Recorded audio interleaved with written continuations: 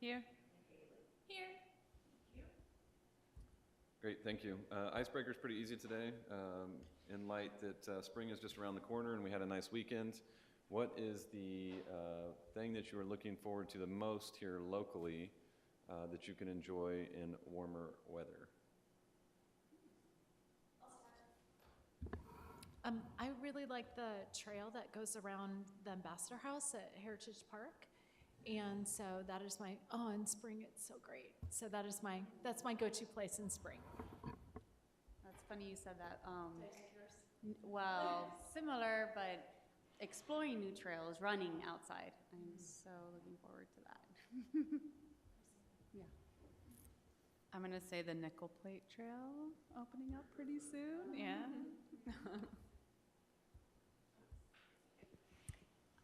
Farmers market. I'm also training for some spring races, so running outside on the Nickel Plate Trail. So combined a lot of those ideas. To the I'm going to ride my bike to the farmer's market on some trail that is going to be magical in Fishers. And I'm going to say that it's my screened-in porch here in Fishers. I'll second the Nickel Plate Trail, or third or fourth, whatever it is. I'm going to cheat because I would be remiss if I didn't point out that Nickel Plate's Ferryville event is in April, and that is by far the best feature of the spring, but it is technically in Noblesville. So Conner Prairie is so magical in the spring when all the spring flowers start coming up. I drove by there just the other day, and there were 2 deer just magically running in front, like in broad daylight, right along with the traffic, far enough away that you didn't worry about them, but that was pretty magical. I'm looking forward to using the trail, the new trail. I am an avid cyclist, so I look forward to riding on that trail so I don't get hit by cars. Thank you. I think somebody needs to start a business on the trail. Yeah. I would say mine is obviously golf, because you guys know that, but second to that, or pretty close, would just be back patio. So I agree, like, it's awesome to be able to sit outside and just enjoy and watch nature. So. I have been emailing you. Should we try to take a quick pause and see if we can get him on the phone? Or Sure. Proceed without it. Let's do it. So, sorry for your back in a minute. If we are busy again, then something's going on. And break.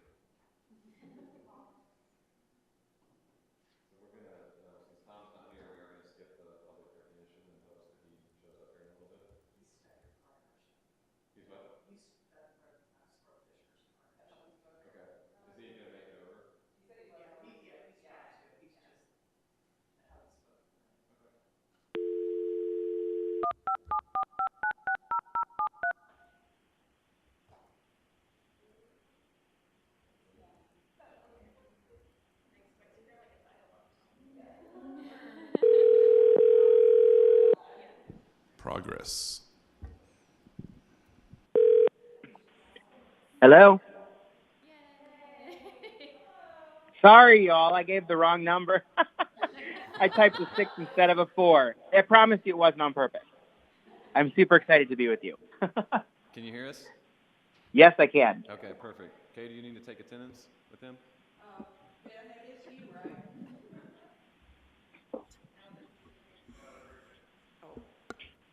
Hi, Ben. We're just doing roll call. Ben Yoder. Perfect. Thanks, Kay. I'm here. Thank you. All right, perfect. We're going to move into the consent agenda. We've got the approval of previous minutes, the reports, fiscal report, and UDO Community Arts Committee report. Do we need to change any of those or update? Everybody good with those? If so, can we get a motion to approve the consent agenda? I'll make a motion to approve the consent. Second. Any discussion? All in favor say aye. Aye. All opposed? Aye. Motion passes. Thank you. Into new business, we've got Community and Public Relations Staff Report by Stephanie Perry. That was quick. Didn't realize it was my turn. All right. Well, just a few things to share. We are in our sesquicentennial year, our 150th year of incorporation, and we are planning what that means. So we're working with a lot of community stakeholders on different events. We plan to really launch the campaign in May with a big ramp up event-wise in June, which is June is actually the month anniversary or birthday. And then we'll continue through the end of the year. So I think last time I shared some of those plans, and I definitely think by the next meeting in May, we'll be able to give you the exact outline. But I mentioned we're working on a podcast series, storytelling series, telling some of the historical stories, a community scrapbook, a time capsule, also some special events. We are working, talking to some local artists about either a community art piece that we could do at maybe Spark Fishers or the trail opening and have on display. And we will have a logo, so we'll be able to show that at the next meeting. We'll unveil that in May. That is our Fishers logo with a sesquicentennial spin on it. And lots of exciting things. So we're really excited, like I said, to really launch this in June and continue it throughout the rest of the year. We are also still working on a Festival of the Arts. I think I mentioned this, or Ashley talked about this, I think last fall. We were approached by Pattern Magazine. We have started talking with them, but that's really all we've done. We had a preliminary discussion, and we will be moving forward with planning to look to do something later this fall. And Ashley wanted me to ask the commission's opinion on if you would like to have provide representatives to participate in a planning committee for this. So we'll be organizing some planning committee and community groups. So I'd love to get feedback on if you would like to provide representatives for that. Answer would be yes. That's one of our goals on our strategic plan, is to support at least one successful cultural community event. If that would fall into that category, would you consider that working for that? Yeah. So I think it's about the scope of who specifically wants to be involved. If you're trying to pull in, the creative council or have it be commissioners. So thoughts around that.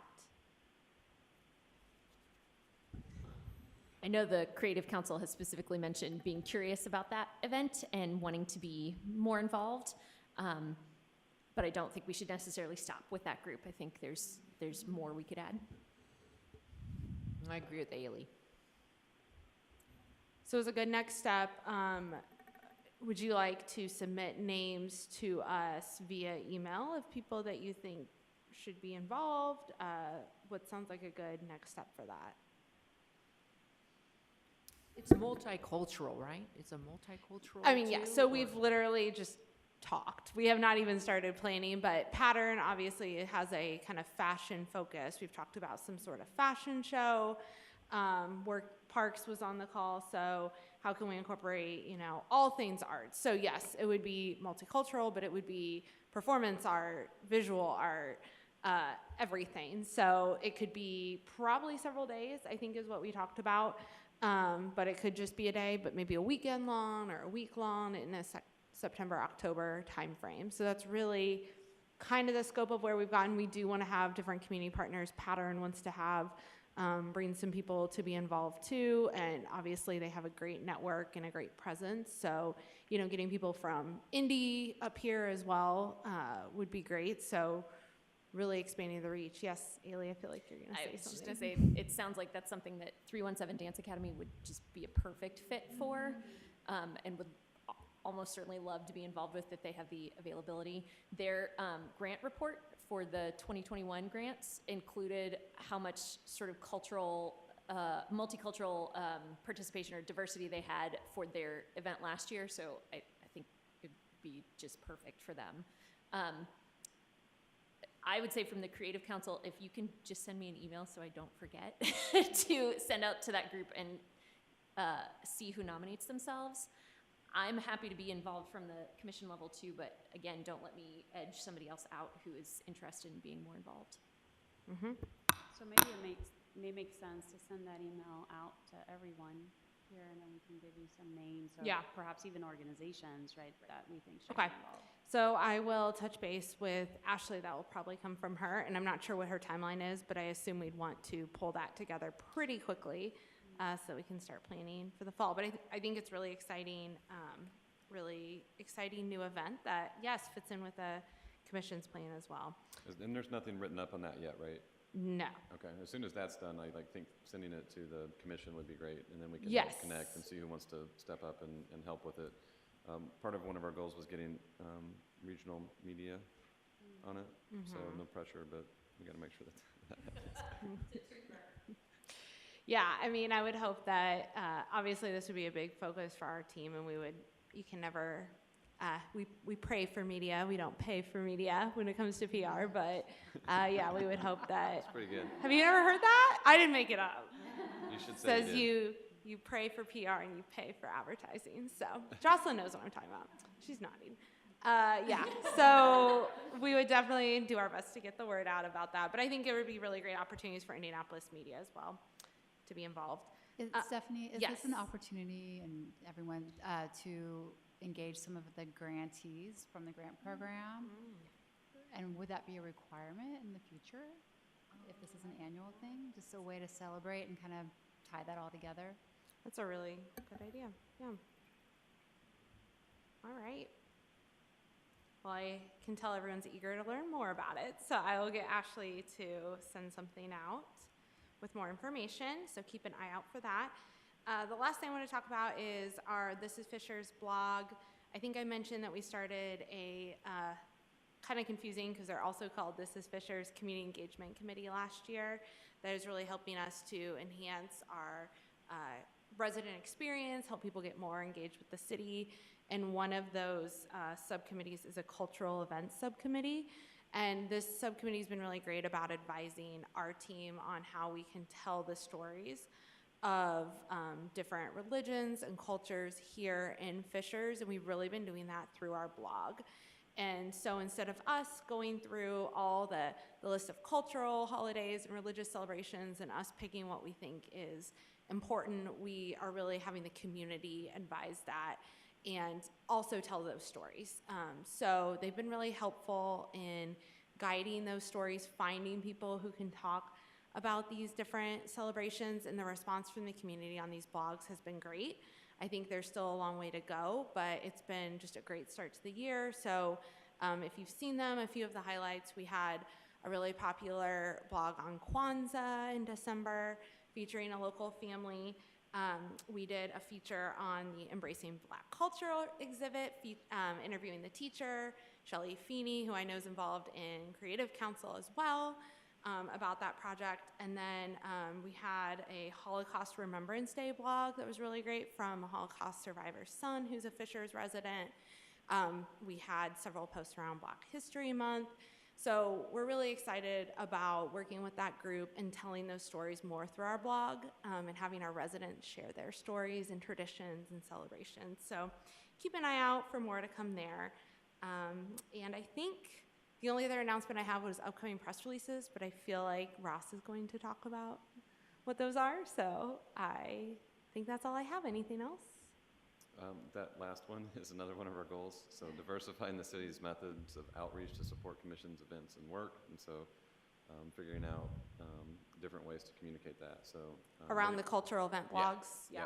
And so we're going to talk a little bit about that here in a minute too. So that's perfect. Yeah, and we are happy if you have ideas. I mean, a lot of times we will, when we do identify like a celebration or a holiday, we're asking those subcommittee members to help find someone, but sometimes we don't have good luck. So I'd love to be able to reach out as well if you know someone who could either speak on a topic or you just have an idea. We'd always love to have blog input. And I know the info on how to submit a guest blog idea is going out to the grant recipients and also has gone out to all the community partners. Unfortunately, we don't get a lot of blog submissions just in general from the community. Anyone can submit an idea, but it rarely happens. So as much as you have ideas or can spread the word would be great. Great, thank you. Any questions for Stephanie? All right, Marissa. Hello. All right, we are ramping up for spring and summer. With the Nickel Plate Trail, I know everyone's really excited for it to officially be open and the tunnel be open. We are planning our grand opening event on May 14th. It's a Saturday. We'll announce very soon. But the grand opening, we'll have two portions of that. From 12 to 4 p.m. will be more family-focused activities on the trail. Music, art, and activities. And then from 7 to 10 will be a little bit more adult-focused. It's all ages welcome, but more focused on adults. So we're super excited for that. We will have a ribbon cutting and VIP night the Friday evening prior, so May 13th. Sending invites on that very soon. We just announced today one of our ticketed concerts, Houndmouth, for June 18th. That'll be part of a 5-concert series. We'll announce the other 4 in the coming weeks. We hope to do 1 per week until we have them all out, but it'll be a 5-concert series at the amphitheater. It is a ticketed event. It skews a little bit younger audience than what we typically have at our free Tuesday night concert series. But the tickets are only $20, so pretty affordable for some bigger regional and even national names. So that's really exciting. We are actively booking Tuesday nights in June and July for our free concert series. And then Wednesday lunchtime shows out on the Central Green in front of City Hall. And that's also June and July. And then also our farmers market is here at the AMP is running May through October. So May 7th is the first farmers market here. We do need entertainment for our farmers market too, so it's more acoustic acts. And there are 22 markets, so we need to fill several slots. If anybody is interested, they can send an email to parks@fishers.in.us, and we would be happy to give them a listen and get in contact with them. But we are excited to take on the Saxony Farmers Market this year as well. So it will look a little different if you've been to those before. A little bit less of the crafty stuff and being a little bit more focused on what we are here, a true farmers market. That will run June through October. So you said you're taking it over there. Correct. Yes, exactly. Yep. So we'll have Wednesday evenings at Saxony, and the Saturday mornings would stay here at the UP. We are also booking entertainment for Wednesday evenings too. So same deal. If you know anybody that's interested, it would be a great thing to put out to the Creative Council. Absolutely, will do. Yeah. Along the same lines, Spark Fishers, our applications are open. For that specifically, we have already booked, but not announced, our Friday night concert for that week. We are still booking a Tuesday night concert for June 21st. And then Car and Art Show is June 23rd, which you might be able to add a little bit more, Tom. I know you just came from a Car and Art Show meeting. But we are actively accepting applications for cars and artists. It was an amazing event last year for 45 minutes before it started pouring on everybody. So really fingers crossed that this year we'll get a solid couple hours out of it. But it was just a really great turnout, so I'm excited about that one. And then, of course, our Saturday festival applications are open for entertainers, artisans. We do have a nominal fee for artisans this year. We did free last year in the tent, and I think it's a $20 fee this year. So that's for our Saturday. And we're not charging for the Car and Art Show, are we? Oh, yeah. Okay. And then Blues Fest. Our goal this year with Blues Fest is Saturday. It's Saturday, Friday and Saturday, September 2nd and 3rd. Our goal is to incorporate some more art into that event, or some art. We don't currently have any art. It is just music. I guess that's a form of art. But have artists on site selling and demonstrating. So if you have any ideas, again, or know anybody that might be interested in helping us accomplish that goal, we would love to make it more like a true festival and add to the music. So again, they can get in contact with me, or they can send an email to parks@fishers.in.us. I feel like I'm doing a commercial. And then the last thing that I have is just we're in need of volunteers for all of the things that we do. We have a really small staff, small and mighty, but we can only stretch so far. So we have some like long-standing volunteer opportunities where we need consistent volunteers that are trained in certain areas. The makerspace is one of them. Agro Park is another.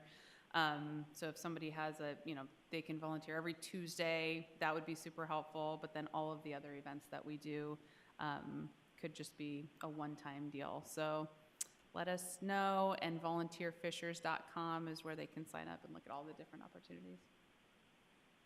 I think that's it. Thank you. Any questions for Marissa?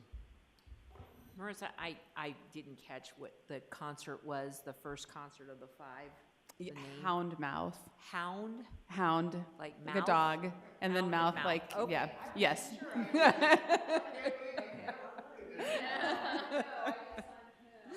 Yes. They played, I believe it was 2018. It was prior to my existence here. But I think it was 2018, and it was a really great show. It was a ticketed show at the time, but sold out. So.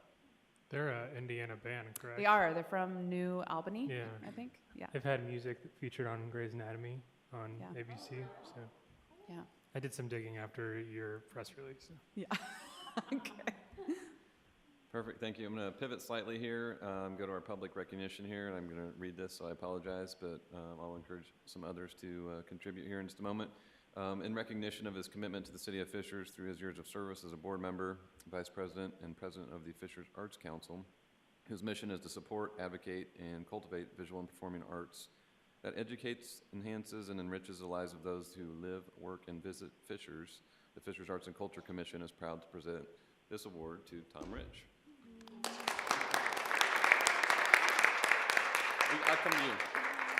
You sit down, I'll come to you, but I think that some others have some things to say too. Yes, so as you know, March is National Disability Awareness Month, and on March 1st, Tuesday, last week, we kicked off our 2022 March Disability Awareness Month, Achieving More Together, and we give out awards to people that have been great advocates for the disability community, that are contributing, making contributions. And one of the recipients is a winner of the Accessibility Award, and I want to read it. The Accessibility Award recognizes an individual, business, or organization in the Fishers community that has made exceptional contributions to advocate and/or eliminate barriers in aspects of community life to ensure persons with disabilities can access and participate in programs, activities, and events. And so this year, the 2022 Accessibility Award winner is Tom Rich, and thank you, Tom. You, along with the Fishers Arts Council, have for many years been a strong advocate of ensuring that we are highlighting the talents and artistic abilities of all people, but especially the disability community. And we appreciate everything you do with putting together the arts reception at Conner Prairie and showcasing the art around the businesses here in Fishers. And you're just a tireless advocate, and we just deeply appreciate everything you do. Your passion, your time, your energy. I mean, you do so much for our community, and we're just very thankful for everything you've done. Cleaning house. Anybody else have awards for Tom? Anybody else have some words they want to say? I'll just say a few words. Tom, my friend, you have taken the Fishers Arts Council and art in general in our community to a place that I never dreamed we could achieve, and so quickly. And I know, we all know, how much hard work that takes, how just you are a relentless advocate and an amazing connector. And you are like the Pied Piper, my friend. You lead the way, and we all follow just in sync with you. So thank you very much. Your legacy on this community, even though you stepped down from the Fishers Arts Council leadership, it continues on and you inspire us. So thank you. Thank you. Thank you. It's like being a parent when you teach your kids to lead you. That's what I'm trying to do with the Arts Council is teach the new people like Laura, who's not our new president this year, to take over. It's time for the old people to get out of the way and let the young people get back to it. So I'm looking forward to working with everybody. Thank you so much. It's embarrassing that it's nice to work with Ailey, and it's nice to work with Russ and David and all of you. And the Parks and Rec Department have been fantastic supporters.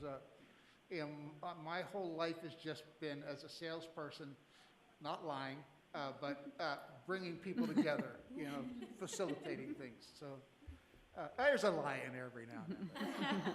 Well, thank you. Is it okay if we come over and get a picture with you if we stand far enough away? Is that safe? We'll bring the awards over.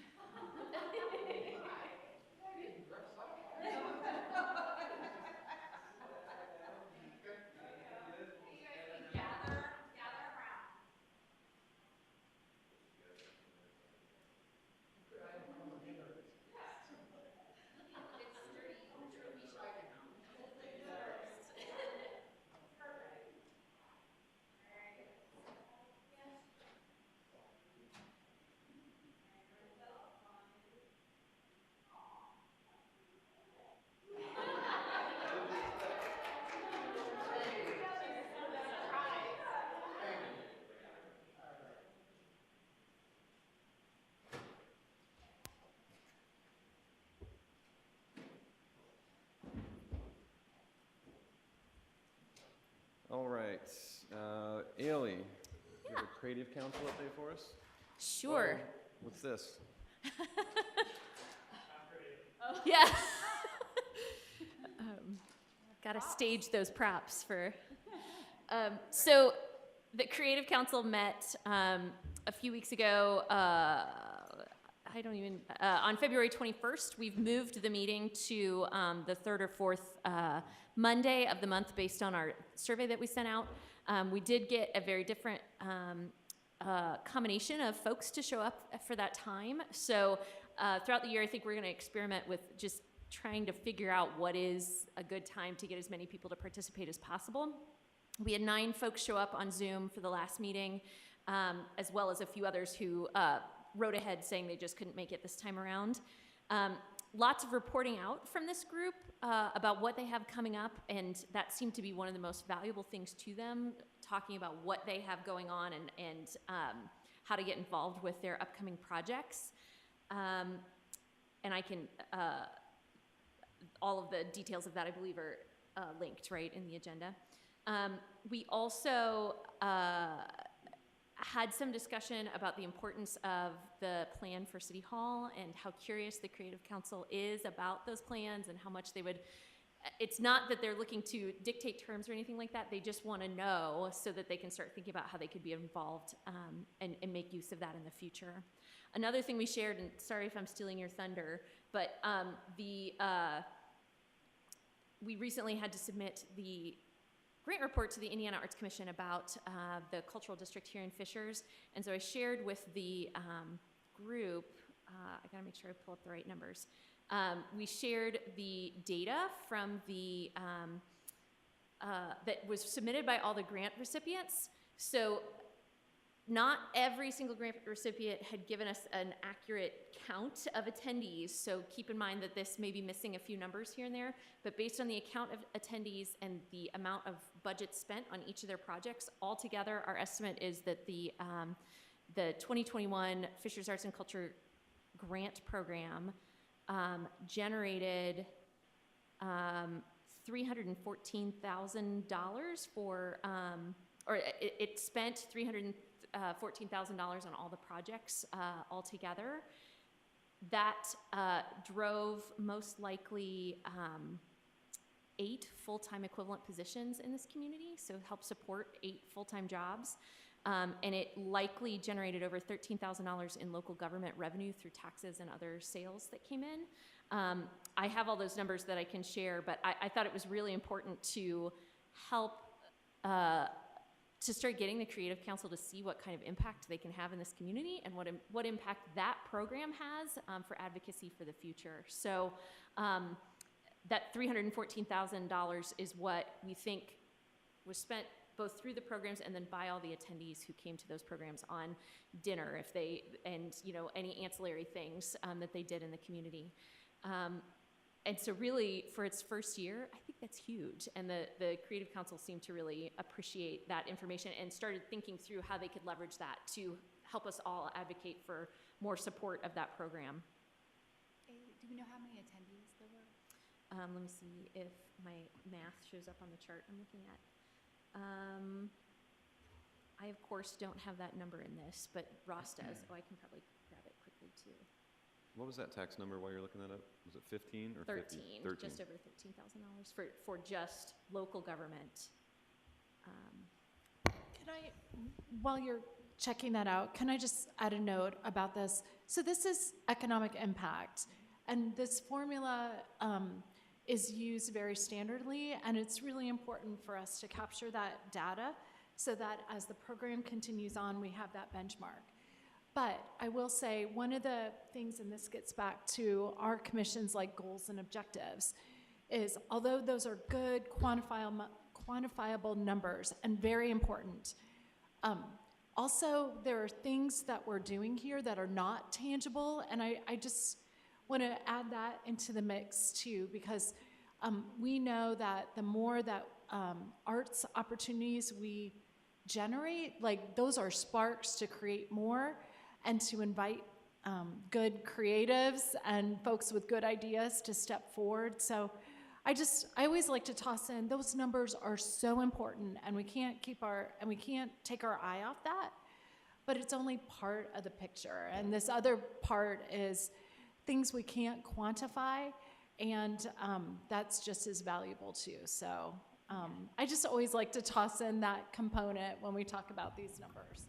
Absolutely. I think part of the advocacy discussion that's gone on in the central part of the state is how the arts haven't necessarily led with numbers in the past, and for a very business entrepreneurial minded community, that's why I think it's worth repeating those. But I do want to emphasize that in the report, we also included stories from several of the grantees. We looked through their reports and pulled out stories about how much diversity and from how many areas 317 Dance event brought people into the area. And we also made sure to talk about like how much confidence was built among students who participated in the On Point Ballet event and things like that to pull out the qualitative side of that. But really exciting, I think, to have something like that even to report on at this stage of the game, and to start setting the stage for, we really want to get those reports. This is why they're important.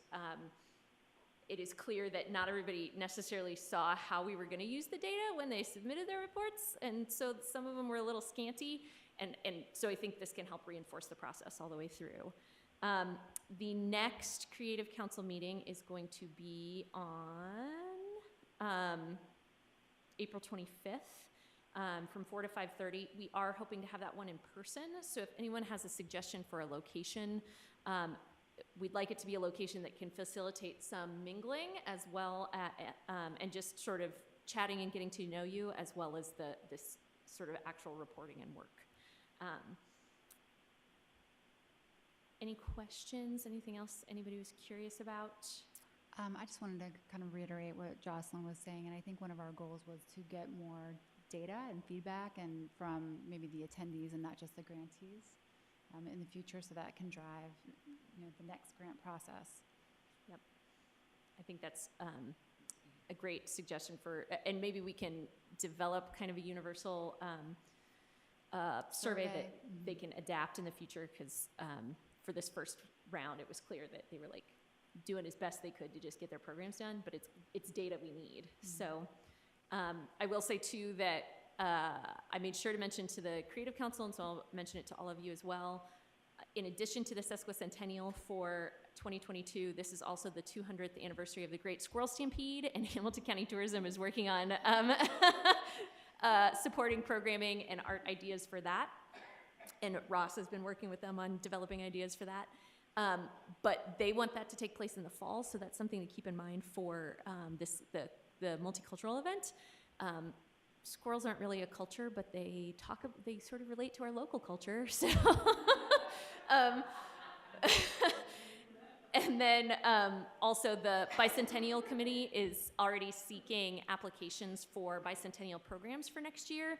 And there are $500 grants available to support those programs. So again, that's been shared with the Creative Council, but now you all have it as well in case you need it. Thank you. Any questions for Ailey? All right, Ross, I believe you're up. Planning and zoning. Sure.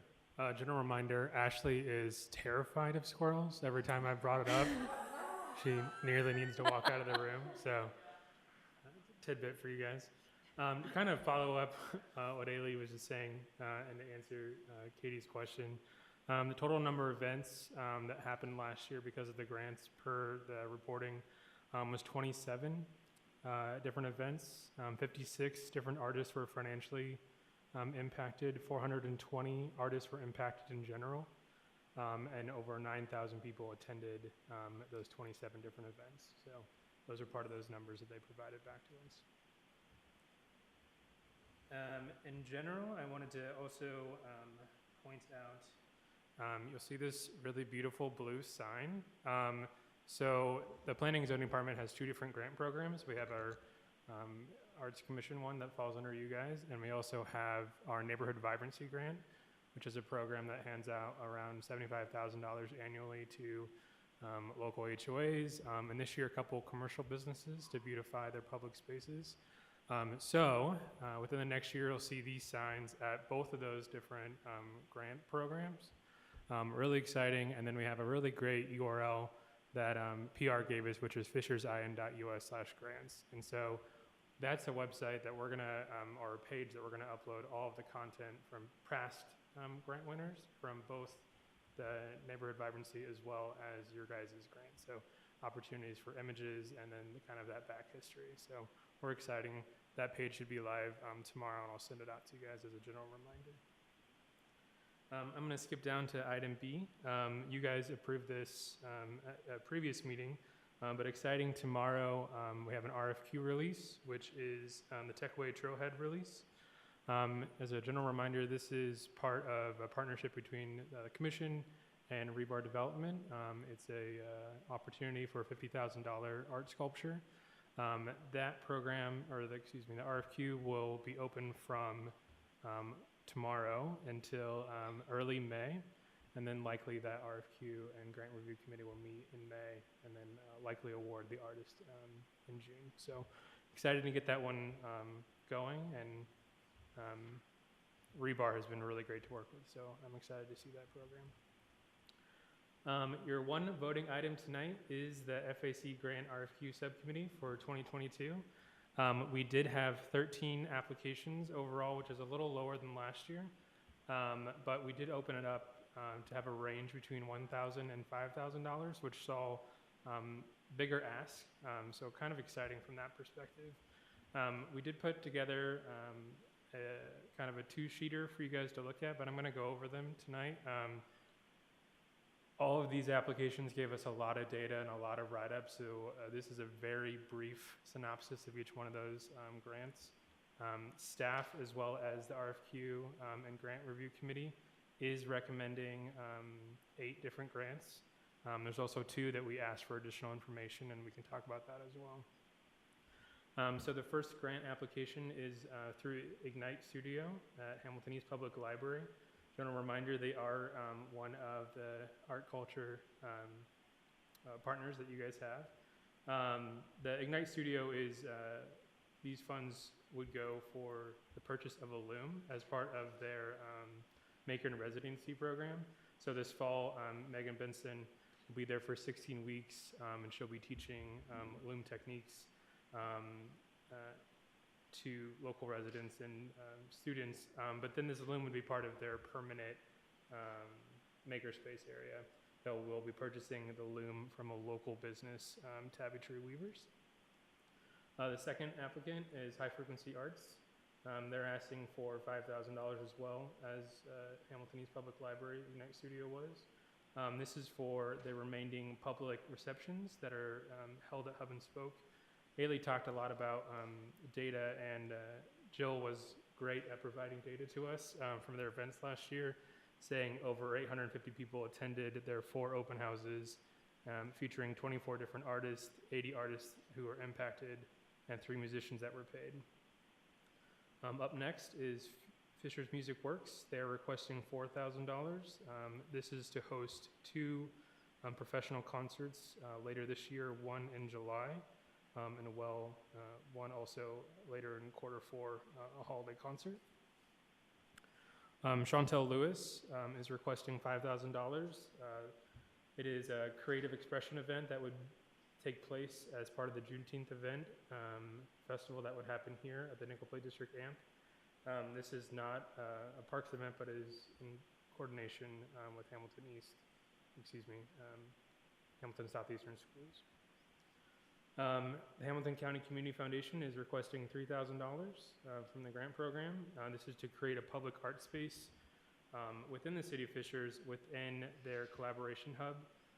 These funds would assist in purchasing a walker hanging system covering 157 total linear feet. This hanging system is really nice in the fact that we are kind of making a standard. So anytime we see new gallery spaces open in Fishers, it's the same system, which is really helpful for Nickel Plate Arts and Fishers Art Council when they're curating these spaces. Leading on to that is Fishers Art Council, who's requesting $5,000, and this is to fund 12 performance opportunities throughout their monthly receptions, 5 performances at Arts on the Prairie, as well as general marketing administrative costs. Another great organization that provided data. They saw over 1,100 people across their 8 different events last year. Up next is a returning grantee, Scott Jans, Tuning Forks. Last year, you'll recognize him under Clockwork Jones. He's requesting a grant for $5,000. This grant is to curate a recipe book that would be in partnership with Fishers Parks and the Farmers Market. He'll be collecting recipes, which will include stories and memories of each one of the recipes, and then we'll create a musical piece that you would listen to as you eat the meal. These recipe books would be free for the public. Next one is Jeanette Farsi. She is requesting a $5,000 to create a community-based mural art project that would be part of the 150-year celebration that Stephanie talked about. That project would be based at Conner Prairie and would allow between 80 to 180 different participants as part of that. They'd be creating a mosaic-style image of the history of Fishers. With that, those are the 8 that were recommended by the Grant Review Committee. That total fund allocated at this point right now would be $37,000. The following 2, these were ones that the committee asked for additional information. On Point Indiana Ballet with Emily Frank. Haley mentioned that earlier. They were one of our awardees last year. They were requesting $5,000. As part of that request, they would be curating up to 6 different performances that would happen here in Fishers. They're looking at having this be part of their 2022-23 program. They're licensing a piece from the Martha Graham Company out of New York City, and then later next year actually be able to go to New York City and perform that. The committee had a couple questions if we were just helping them make their way to New York and how they could really give back to the Fishers community. And Emily gave me about a page-and-a-half report back on ways that she can make those 6 different performances really inclusive to the community, making sure costs for tickets were low, having one event focused on elementary school students, and one event being sensory friendly with lower lights and lower sound. So She really did provide a lot of good feedback back, and I think this one would be a good opportunity to work with that. Can I ask a quick question? Sure. Did she give you a location for the performance? She did not. I believe last year they performed at the Forum Convention Center.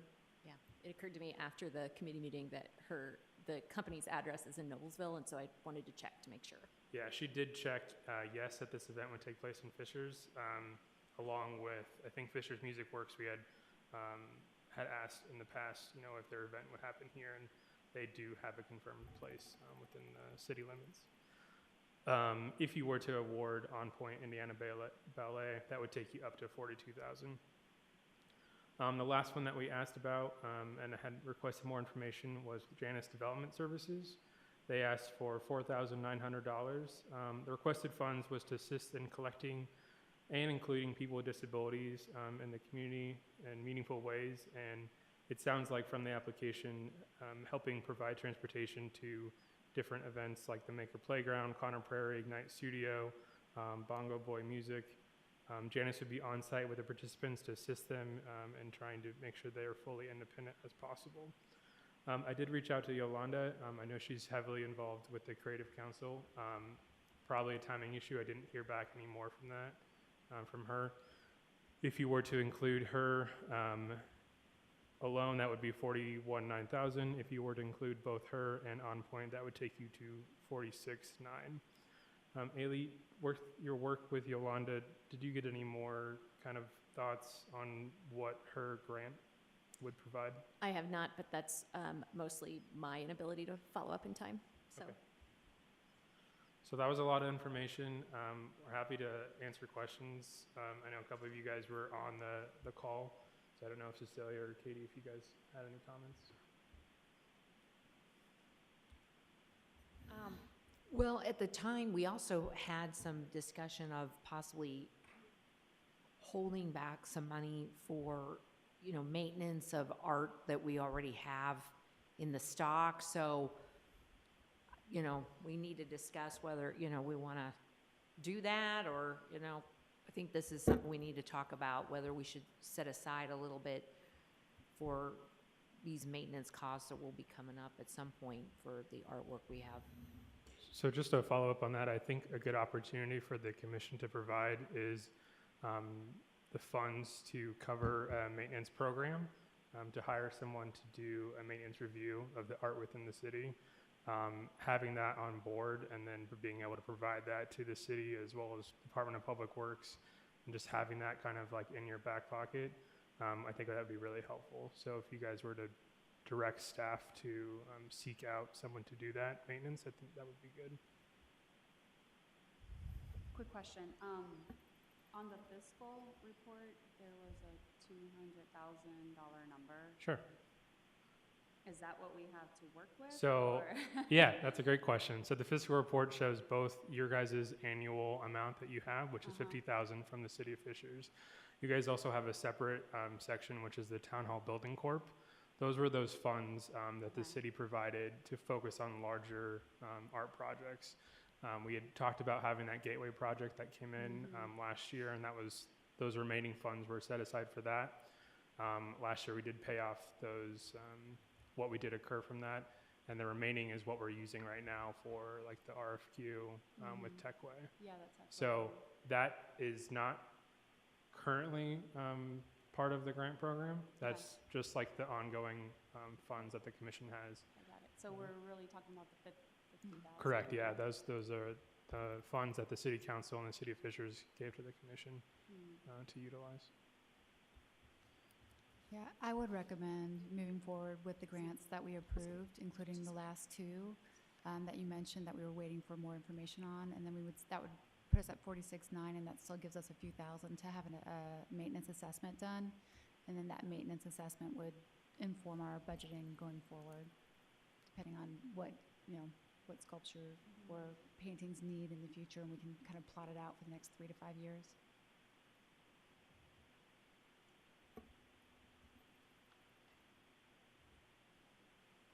I have a couple questions. Yeah. Can I jump in? Actually, a question maybe for Laura. Hamilton County Community Foundation, if they were awarded, their note says they plan to work with Fishers Arts Council on the curation of the art space. Or maybe a question for Ross, is the dollar amount that they're requesting for the hardware, or is it also like to compensate Fishers Arts Council in that service? Do you know? I believe it is directly to cover the cost of the hardware Okay. and labor to install. And labor to install.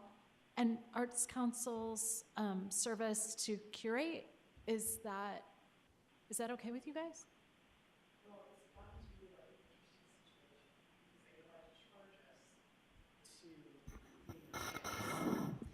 So we had to apply for a grant with HCCF. I did not do that. Oh, you know what? Ben had to leave at 7, so I Okay. think that was his That was exit. Anyway, so HCCF, we had to apply to a grant for them, so because they would like their, how do I explain this, Tom? It's really convoluted. Well, let me ask you this, and I don't think the commission needs to get in the nitty-gritty of that, but is Fishers Arts Council comfortable with this arrangement? As long as we don't have Yes. to pay them to put our things there, or to put our exhibits there, we're fine with it, because it's pretty much the same arrangement we have had with the With city. others, okay. So, I would like to jump in and add to Jocelyn's implied concern here that I think Hamilton County Community Foundation, which has been such a big proponent of nonprofits finding entrepreneurial ways to bring income, that is the proposal that Fishers Arts Council took to HCCF, that we'll hang art here and you should pay us for this service, and HCCF did reverse the tables on them. I just want that to be clear in this conversation. That was my understanding of what happened. So I do think we want another public space in Central Fishers where people can access local art. Awesome. But I do think that it is something we need to be aware of, that HCCF doesn't seem to fully embrace the value of this product yet. Okay, so that is for me, that's a big concern, and for me, connections between our organizations and our community is valued, and that's tremendous, and that should be something that we propose and support, but it has to be mutually advantageous, and especially Fishers Arts Council as one of this commission's partners, I want to be sure that that relationship is solid and mutually advantageous for everybody. So that is a concern of mine. I really appreciate that, because there is more little nitty-gritty details that we're finding as we're going down this path that we're unclear if we're going to have to pay to have receptions, if we're going to have to pay for other things. So it's turned into an interesting, as Ailey says, winding road. And as she said, the tables were kind of flipped on us, and we're just standing there going, oh my. Well, I think, again, I want to be clear on our swim lanes, right? Like, we should not, as a commission, interfere with one of our partners' relationship with another community partner. However, I do think it is the responsibility of this commission, especially as affiliated with a grant that we're giving out, that we have some accountability or promote some best practices here. I'm speaking for myself, feel strongly that our partners should find relationships working with other community partners that support and help your organization not be a risk or a gamble or something that doesn't feel right. With that being said, I don't feel right about this. And so I'm picking on this one. We want, as a commission, I'm sure, new art opportunities in our community, and more opportunities for artists to interface with the public, like all good. This collaboration hub is a great facility that I do believe is considered part of the Nickel Plate District, or Nickel Plate Cultural District, Correct. right? So there are some good things in alignment here. But to have, if this sentence about getting involved with the Fishers Arts Council wasn't here on this sheet, I would feel a lot better about it. I don't know what my recommendation here is, but I have concerns about this. Well, and I agree with Jocelyn. I kind of alluded to it when we met as a committee, and I thought there was some kind of partnership already in play and kind of an understanding. And so I'm just concerned utilizing Fishers taxpayer money to something that ultimately our Fishers organization will not be able to utilize. And I'd rather see that money utilized somewhere else that is like that it's and maybe it's selfish, but I'm just, well, I want to make sure that Fishers is involved, and they are that's like your space, but working collaboratively with everybody. One way to look at this is that if we are not, I got to figure out how to word this. It was really made a lot of sense a minute ago. If they don't get to put in the hanging system, we will officially be homeless again. And so because when City Hall comes down, we have no place to curate shows. Okay. We have exhaustively looked at all kinds of venues. We've been to churches and community centers and music studios, and you name it. We have looked at a lot of spaces, and their space is really idyllic for being able to put our art there. What ultimately ends up happening, though, because I know even Ailey has proposed a bid to them when they were interested in having art there, that they need to, while we're there as their partner, it is great, but as soon as we leave, they have to pay us to go back and curate for them as more of a it's a fee for service. Yeah, for the service. So what makes it so convoluted is the way it's all kind of unfolding at once, and there's a lot, and I agree, Jocelyn, I think, perhaps we need to have a little stronger conversations with the HCCF, to really explore the details and the intent of the relationship. Well, and again, I think my struggle right now is that is, I believe, outside of this commission's swim lane. However, there's some accountability that comes with this grant award to HCCF that has to stay within our mission. And I don't know what the solution here is, because we don't want to, I don't think as a commission we should step on your toes to make a good decision for your organization. There's certainly some positives here.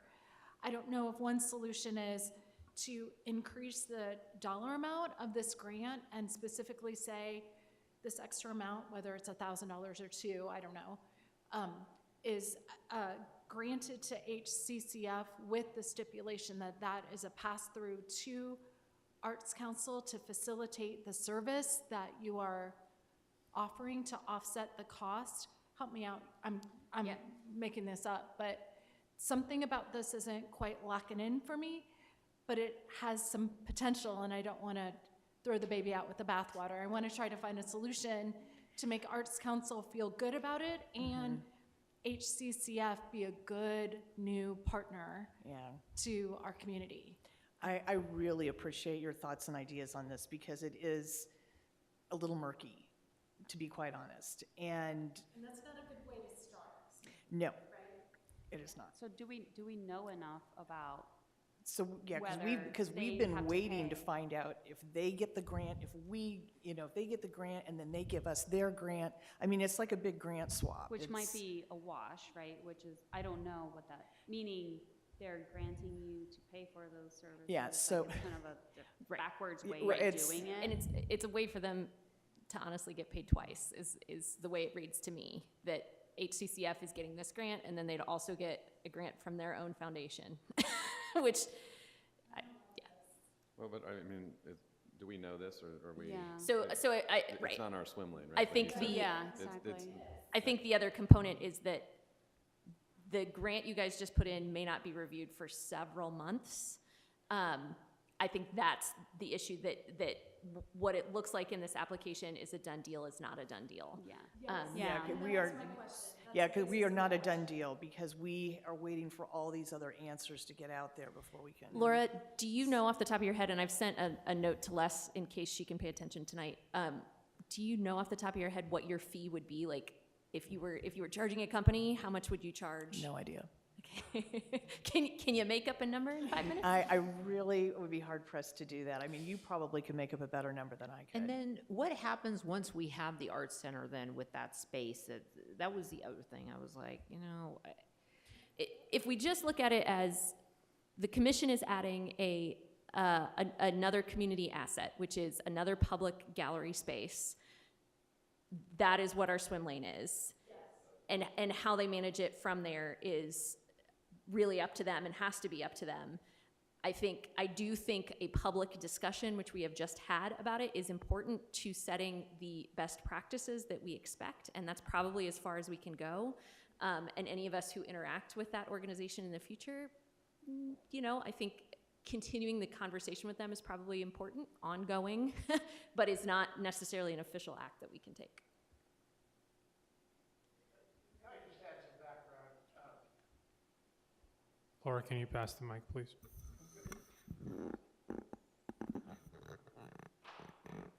When we first started to talk with HCCF, we thought they understood the service that we were going to provide them.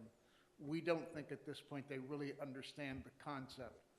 And since we were in a position where we were going to be homeless, we allowed ourselves to get to a situation where we were pretty much going to do whatever we had to. But the conversation has to continue. They have to understand, if there is an art system up there, and we have the relationship that we had with the city, which was that it was free because we had that space, that's one thing. But down the road, what happens when the art facility is created by the city? Fishers Arts Council wants to have a part to play in that, and we're going to be moving away from HCCF. And at that point, they're going to have to pay somebody, because nobody's like us. I mean, if Ailey goes in there and manages the system, there's got to be a payment. We're just volunteers. They have staff. Right. So, But, it's a very difficult situation right now. So we also have to keep in mind, they could choose down the road to hire a staff member for that. There are lots of other ways they could handle it, and so maybe I'm thinking the string we could attach potentially is, we want to see not only this system, but a operating statement from them. How are they managing this for the future? Just to prove that there is a long-term plan for how it will be managed, whether it's sort of they'll annually take bids from community groups, or keep it as a priority in-house. That's probably where our swim lane exists. So our swim lane is accountability, Mhm. right? Right. If we make this grant, our swim lane is making sure it's a best practice. Right. And held accountable, so. Because I think we don't want to set the precedent that any bank or other commercial entity in the future that wants to hang some art can get hardware from us. So instead, we need to see an operating plan that focuses on public access. And that's sustainable. I agree with that. This is a question and I'm sorry, I'm naive, but when the city hall gets demolished, the hanging structure or components that we have here, can those be recycled and utilized somewhere That's a else? good Like, I was wondering if, can we? We will be keeping those.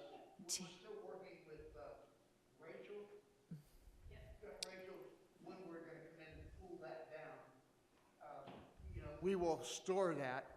Because then it will technically go Fishers back Arts up Council again. owns that equipment. Oh. That's my understanding, right? I'm sorry? Technically Fishers Arts Council We owns own that it. equipment. Yeah, we own it. So this is a question. Can't we, can't we take those components and just put it over there temporarily and you work with them? I mean, it's a win-win, right? And then maybe kind of go, like, have a discussion or an agreement to permanently keep it there, like, but in the meantime, I think that's us negotiating HCCF's own use of their facility, which we probably can't do.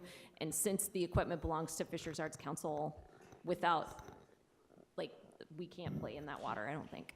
Fishers Arts Council is welcome to go do that. Right. But not for us, right? Right. As a commission. So getting back to this particular item, what are we thinking here? I'm sorry, one last question. Can you just run through real quick the selection criteria, or like what were the kind of Parameters to or apply for the it's grant just been a while and I approval. forgot where we landed on that. Like what rises to the top? I can tell not all of these are in the Nickel Plate Cultural District, which I remember we said was okay. But can you remember like what top criteria was to make these selections? Yeah, it's a great question. So you're correct. We did require that it happen within the City of Fishers corporate limits. We encouraged the programs to happen within the cultural district. Was not a requirement. Some of these do happen within the cultural district simply because we have the venue space, and some of them are outside of that venue space, right? We really open it up for any type of programming, whether it was physical, art.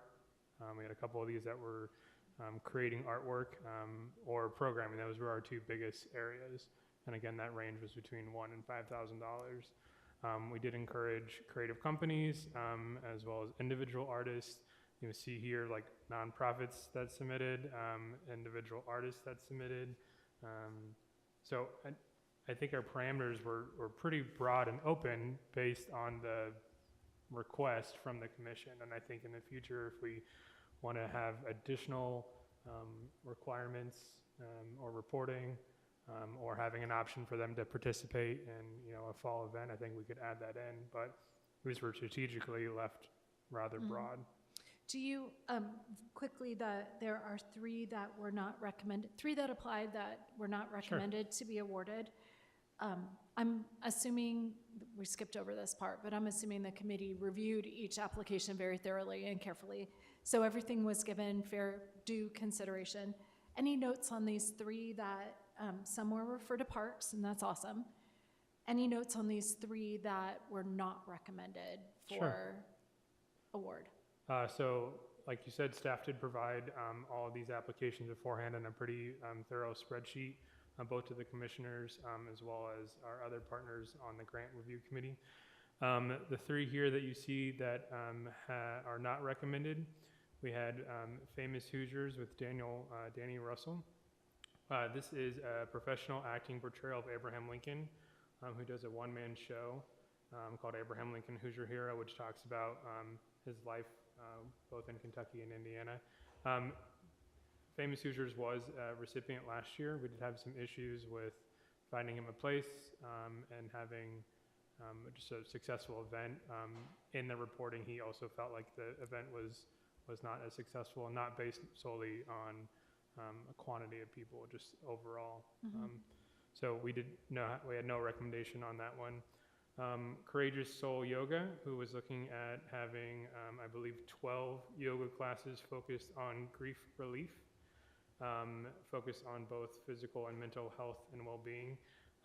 This one was an interesting application, but we did and will recommend her working with Parks, and Marissa with Parks was on the call, and she thinks this is a good opportunity to potentially have at Heritage Park or another one of our areas. She is a licensed yoga instructor, and someone on the call had taken yoga classes from her, but we still thought it was outside of the scope of the commission. And then last one was Soulful Cheryl, who was requesting funds to provide supplies and a class workshop monthly for people to learn about textile and sewing techniques. This was also an awardee from last year.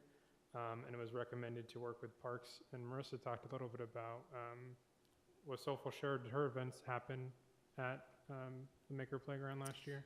A variation of them happened. I don't think it was exactly as she presented, but we did incorporate her into the Needle and Thread Society, and she held some standalone classes, and it was a good working relationship. I think we can continue that, but I think we had follow-up questions on that one as well. Did we? Yeah, I didn't hear back from any. Okay. So. Thanks for running Yeah. through that. So thoughts on how to move this forward? I would like to make a motion to approve all the ones that have been recommended by the grant committee and table, if it's possible, the one with the Hamilton County Community Foundation till we get more understanding of the operation side and how this partnership would work. Do we have a second for that? If I could suggest an amendment to that, because there are already two that are sort of pending, so maybe we move that to the pending category and have a secondary vote at the next meeting on that second round. So the HCCF one would slide into the same category as Janus and On Point to get more information, which we could review at the next meeting. I would second that motion to move HCCF into the table category with On Point and Janus, but approve the remainder. I didn't count them all up. 34,000 then? Yeah, so there, Yes. there would be 7 if you were to move the community foundation. So I seconded Ailey's amendment of Cecilia's motion. Can I do that? Okay. Can now. Ross, what does that do if for the more info requested and the tabled items? Is that going to cause us any issues down the road? Won't stop the 7 that you approved tonight to get their funds as early as possible. The next Board of Public Works, which is our way of having these funds provided out, is on the 22nd. So as soon as that meeting happens, 2 weeks after that, the controller's office are able to cut checks for these. So we'll get those out as soon as possible. I do want to ask though if the commission would be comfortable with staff providing an email follow-up with those 3. I don't really want to wait until your very next meeting for all 3 of those. I think that does a disservice, whether you award them or don't award them to these 3, because some may be on a schedule. Is the commission able to vote by email outside of meetings? I can double check, but I believe we have that as part of our rules and procedures. That would be nice to be able to expedite it for these 3. Ross, and just for clarification for Janice, one of the things I want to know, I think is important to know, is how many Fishers residents they would be serving with their proposal, and how exactly the money's going to be used. I'm not, again, those were 2 things that just I wasn't clear on, so thanks. So on the HCCF, so what are we expecting out of that? Just more information or certain particulars? I think we almost could use the exact same wording that Cecilia gave for Janus, which is how many Fishers, how are Fishers residents going to benefit from this? Because they didn't include that in their proposal at all, really. So whether that is because they're contracting with a Fishers group to implement it, or because they are guaranteeing there will be events open to the public, or because they have a system of bringing Fishers artists in there, they did not specify that in their grant. Okay, but which is fine. The hang-up seems to be more on Fishers Arts Council side. And so if we're going to put them on hold, I think we need to figure out what we're addressing and where we're going with it as a commission. And what would satisfy us to make a vote for them, right? So for me, it is, if I recall correctly, and you can, because it's been a little while since I've read it, but their original application was very focused on getting the equipment. It was not focused on how Fishers residents will benefit. Instead, it read a little bit like, we have a fancy office where we want art. And so the clarification of how will Fisher's artists benefit from this grant, I think makes it consistent with what we're asking the other two groups to clarify. We want On Point Ballet to tell us how Fisher's residents are going to be able to participate with the program. We want Janus to tell us how Fisher's residents are going to be able to participate with their program. Well, I mean, honestly, I want to know how Fisher's Arts Council, I mean, I want to help Fisher's Arts Council because they don't have a home, and I guess I'm not, it doesn't sit well with me that you know, we're going to provide this equipment and then Fisher's Arts Council will not be able to utilize it. So I want that relationship or partnership or agreement or something to kind of be solidified or figured out, because if the last thing I want to do is, you know, approve money for equipment that then later on you're not able to utilize and do what you as the Fisher's Arts Council. Some of the language that got brought up too is an operating system statement, and we could, as part of that, ask, you know, what that would be for the next 24 months, and particularly when City Hall is not here, which is their biggest issue at this point. For me, that's what I want to know. They have the hardware covered by this. How are they going to operate and maintain and curate? And that's up to them to work out with you guys or whoever. But that's a detail that it holds them accountable for how it can be successful. Yeah. And I think that's an important detail that I believe you're saying their application lacked, correct? Which I think ties into one of the criteria, right, for the grants was that it meets our mission and values and so forth. So I think you can tie it in to that. So I'm kind of playing devil's advocate here, and I also want to help Fisher's Arts Council. This isn't the Fisher's Arts Council grant. Correct. though. Yeah. Right. This is the HEAF grant. So the problem that I'm hearing, and I think I'm dissecting, is that they're putting Fisher's Arts Council name in there as a potential partner, and we don't know if they're a potential partner. Right. Is that fair? Yeah.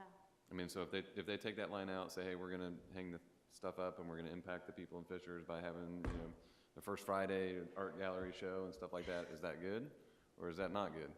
That's not what I'm hearing. I'm sorry. Okay. I'm hearing, and correct me if I'm wrong, I'm hearing that Fisher's Arts Council needs a space to hang artwork, and they are trying to work with the Hamilton County Community Foundation to have a home there while this new art center is being built. And so that's like, and maybe the Fisher's Arts Council should have been the ones applying for the grant. I don't know, but I get that. That's the sense I get, is you're looking for a home and you really want this equipment to be somewhere where you can utilize it while But the that's new separate. rec center. This is a grant for Hamilton County Community Foundation, not Fisher's Arts Council, right? Like, and so The applicant was we need a home for spacious, them. yeah. And that's a whole other conversation that hopefully we can help, and we've tried to bridge some gaps and make that work for them. But that's, if they want to apply for a grant for that, they can do that. But that has to be separate, I think, of this particular item because it's the Hamilton County Community Foundation. I would say in one thing, just to clarify, and maybe trying to take these applications down to a couple sentences, I'll read directly what they put in their application. And it says, after the Walker hanging system is installed in the collaboration hub this spring, our goal is to work directly with the Fisher's Art Council and other art nonprofits to curate exhibits that meet the Fisher's Art and Cultural Commission's core values. And then they list our core values. So that is a quote from their application.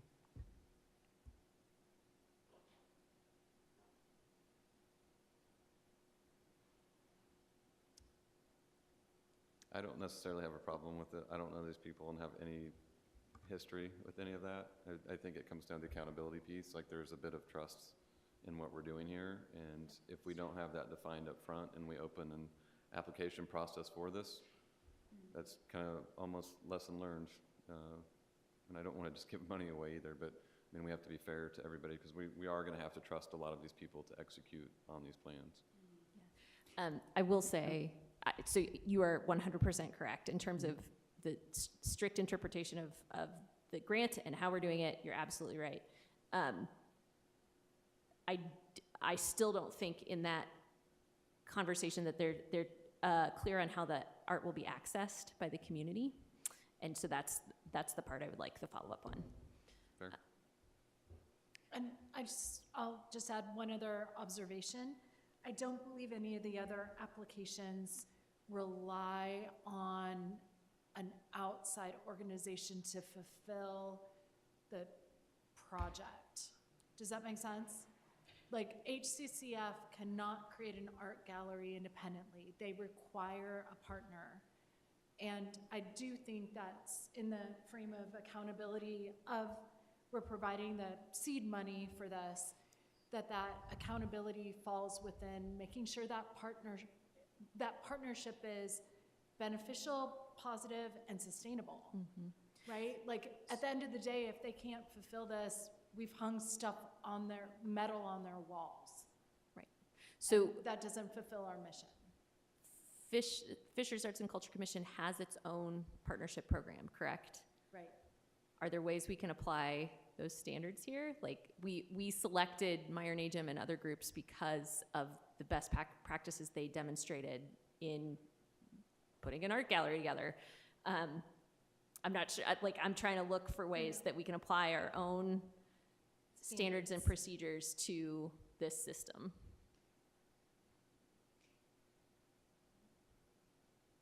And I think it all comes back to what we set initially as the opening for this. Like, can we change the rules now? If we've, No. right? And so, because I mean, I can start picking some of these others apart if we want to, but I mean, it's not what it's really about, I don't think. So are you saying, David, that we should not table this one, that it should move forward? I'm just playing devil's advocate here. Well, so, no, but I'm okay trying with to. being wrong, so like I'm like. So you, as the devil, are you? Are you? Is that the devil's advocate position that we should move forward with it as recommended here? I mean, I think I'll just repeat what I said. Is like, I think what I'm hearing is that they're leaning on Fishers Arts Council, which seems to cause a problem here, and there may not be a partnership there, and they may be double dipping, and we're taking advantage of another group from that perspective. And I think that that's the rub, what I'm hearing. Right. It is Hamilton County Community Foundation, so it's separate of Fishers Arts Council. And so I think we need to keep that in mind, and it's just, do we have a problem, and are we not going to trust that they're going to work with them? And if we're not going to trust that we're going to work with them, how are we going to trust everybody else? And so how do we make that decision?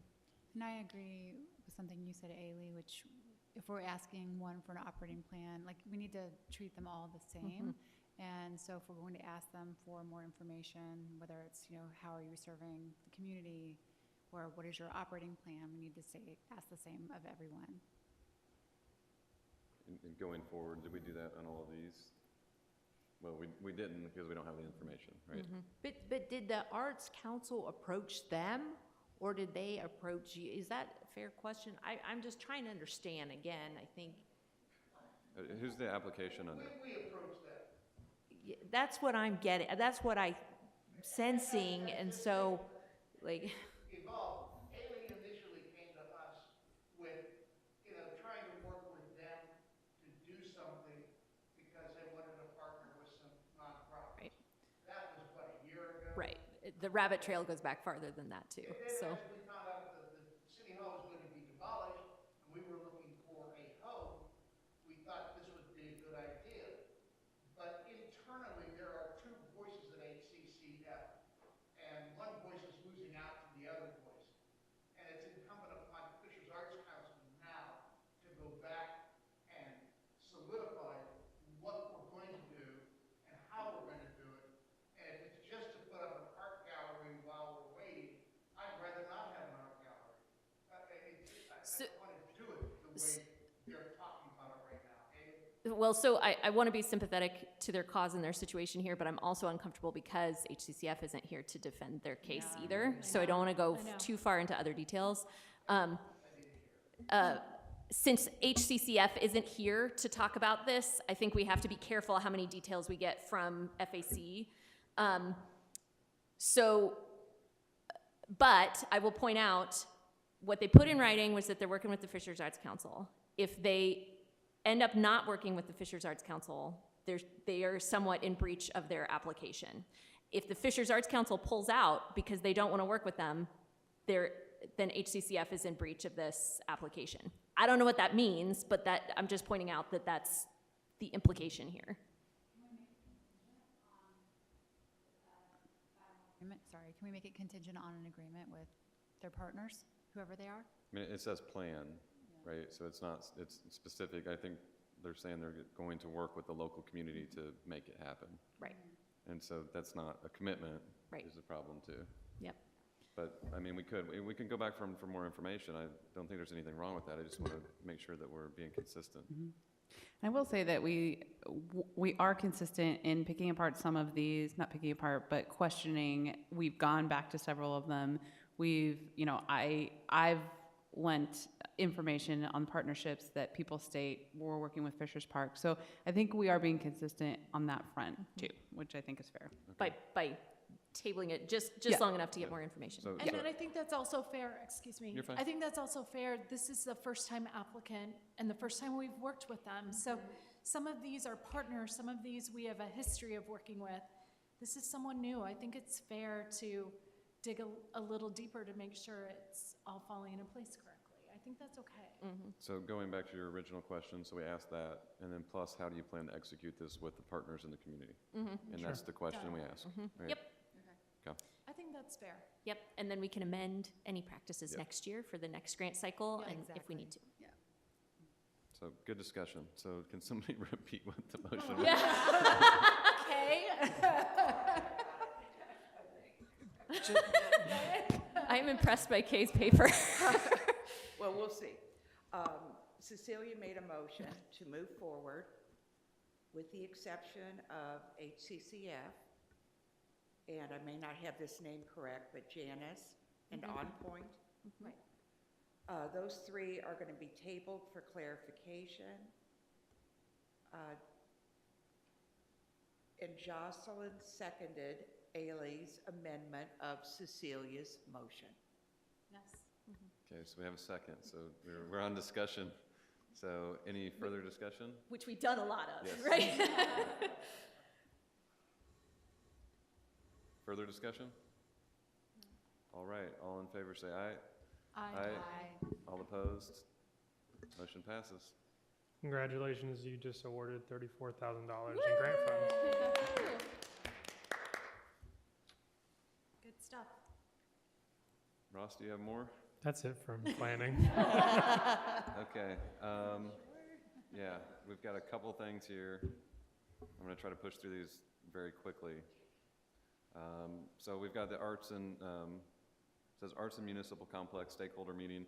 So this is the Art Center, the City Hall that got alluded to here that's coming. So there's going to be an outreach program with that, and it's going to start with really this group here. So there's going to be an invitation that's coming up that's going to invite commission members to attend that. Fishers Arts Council, Nickel Plate Arts, and so we thought that we would start with a small group and share what's going on with all of that, and then start branching out and asking you for who else we should be talking to in the community. And so there's some exciting stuff. That's all I can tell you. I don't know the date yet.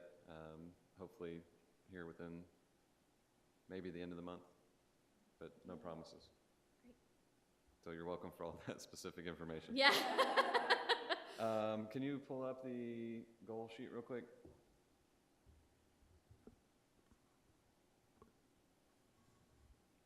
All right, can anybody read that? All right, so we were going to have a working discussion. We're really out of time, so I just want to revisit the goals here and kind of start knocking around some ideas of how we can start executing them. So I'm just going to summarize. So the big goal that we have is creating a center for arts and culture in Fishers as an iconic location for residents and visitors. That's the new facility that we just talked about, right? So that is in the works. And so the commission will be tapped for help with that as we continue. Same with Creative Council. They'll hopefully be able to play a big part in that.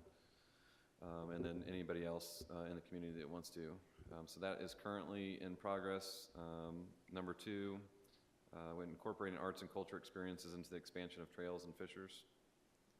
I think that already is something that we're tackling with the rebar development grant that we've awarded, and the mural, the Fisher's Library. We have one thing I'm missing.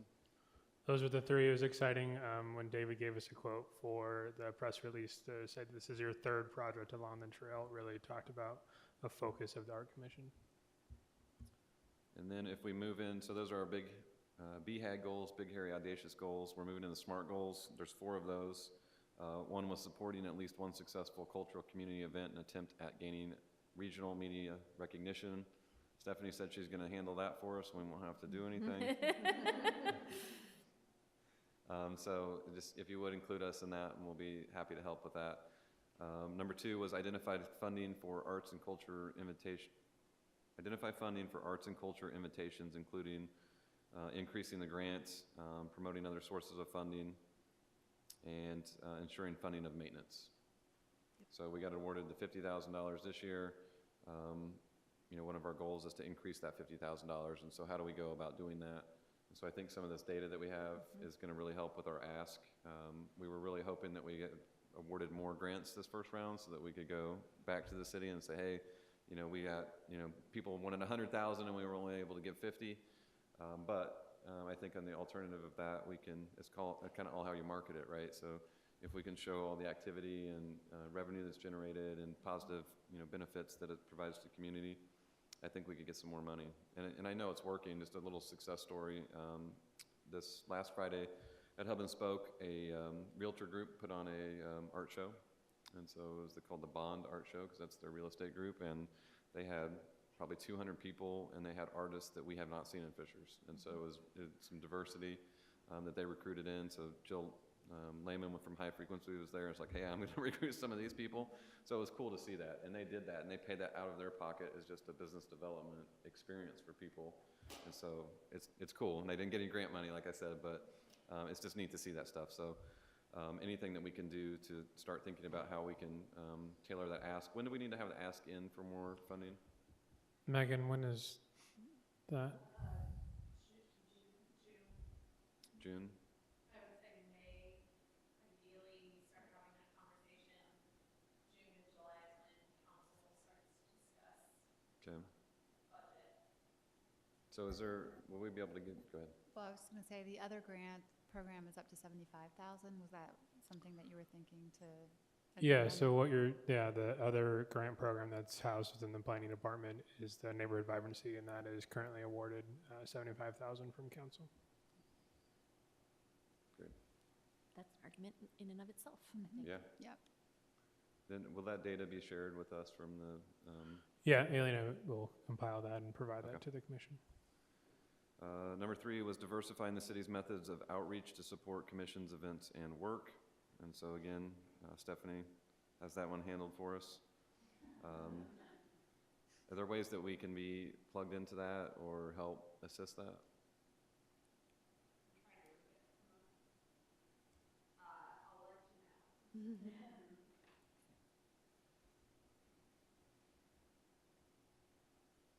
Can we send this document just out to the group? I know we have in the past, but one more time now that we've. Yeah, so it's attached to the agenda. Yeah, there you go. We can. That's fine. Can you just take a look at it and then let us know maybe a couple ideas how we can help you? And then number 4, the last one on here was aggregate data from 2021, 2022, grant cycles to make strategic changes to future events and experiences, which you're already starting to pull. Yeah. Can I go back one just really quick to assist Stephanie, who is clearly on the spot there?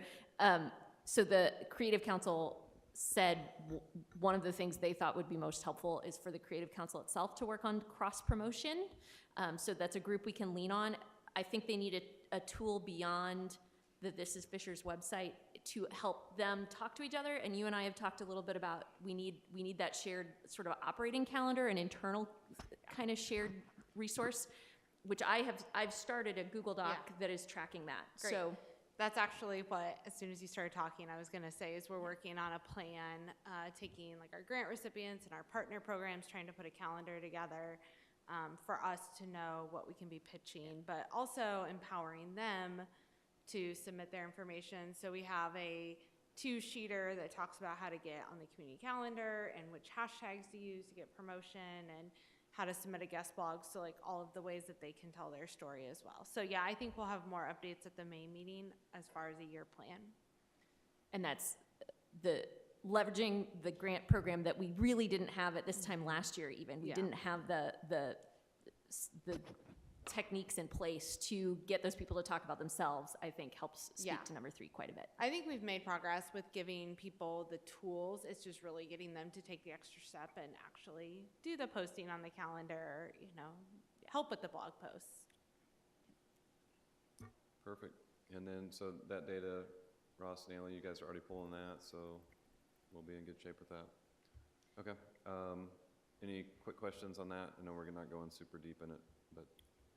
David, I was just thinking that maybe as we start to move forward and we get the trail is opening up, for goal number 2, incorporating arts and culture experiences into the expansion of trails and fissures, you know, maybe that's something we want to think about for next grant cycle, is to put that in there as a, you know, incorporate this goal into the grant process where if we could identify those spaces where creatives could come on the trail, you know, we could identify and start working on number 2 with that in mind in the next grant process cycle of like exactly what areas or where they can perform or do their creative work or whatever. So just food for thought. I think that's a great idea.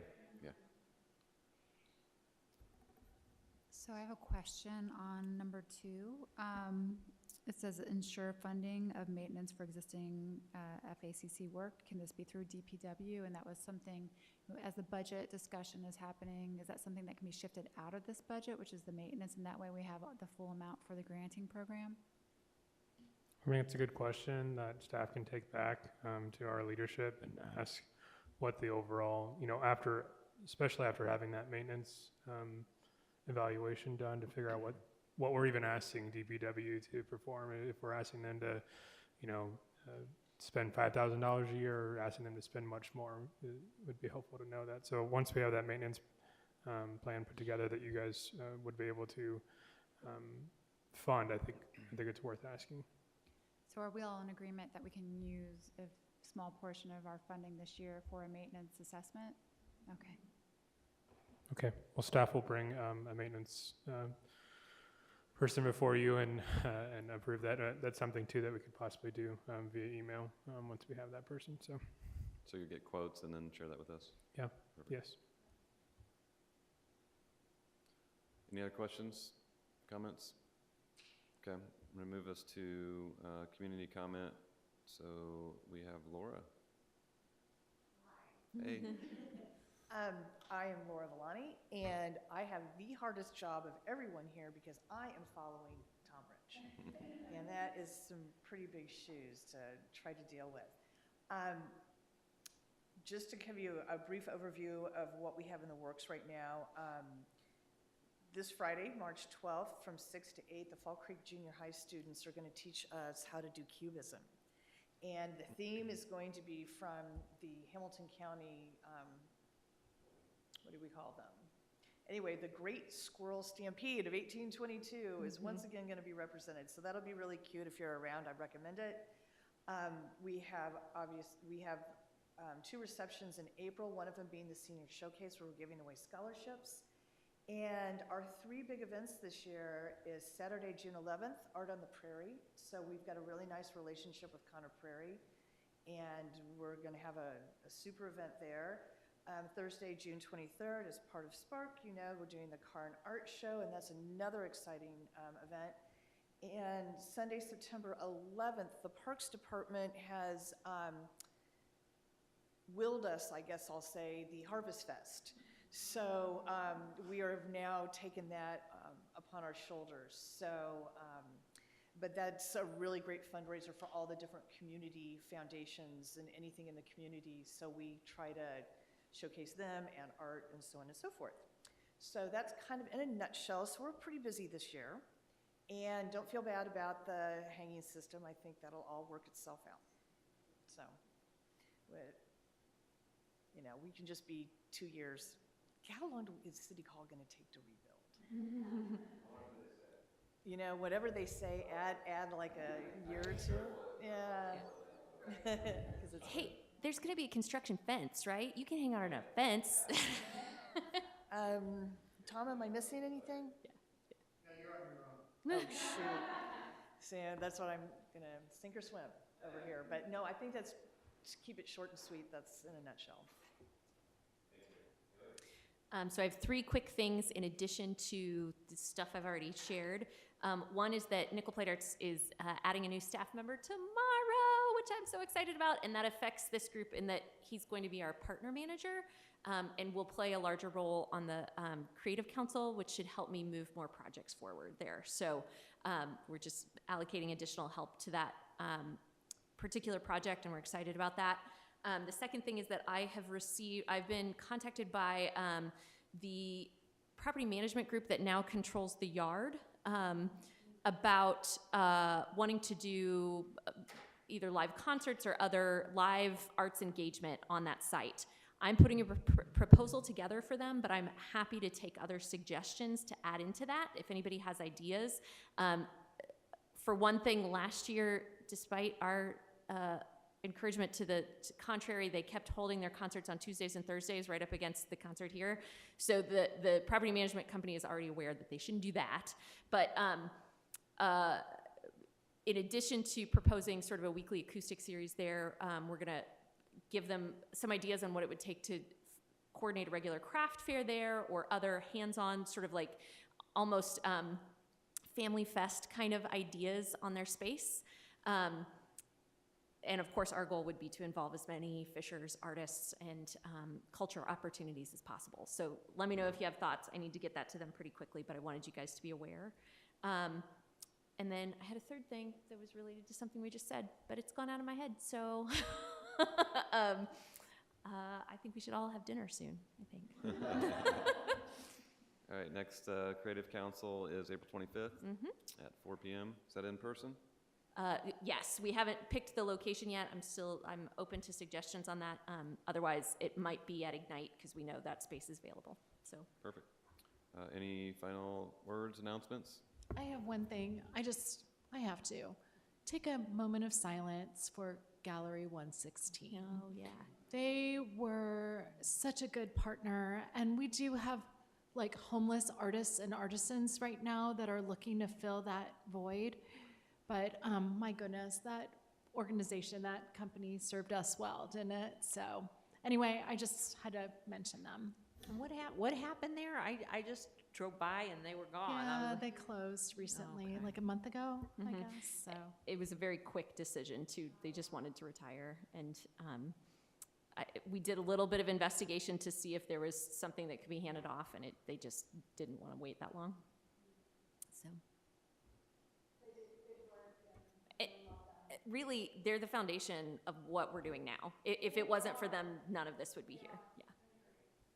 They did leave this sculpture in the parks. Oh, I didn't know that. Yay! Yay! That's cool. All right. Anybody else? I'm going to make a motion to end this meeting. Can I get a second? All in favor? Aye. Thank you.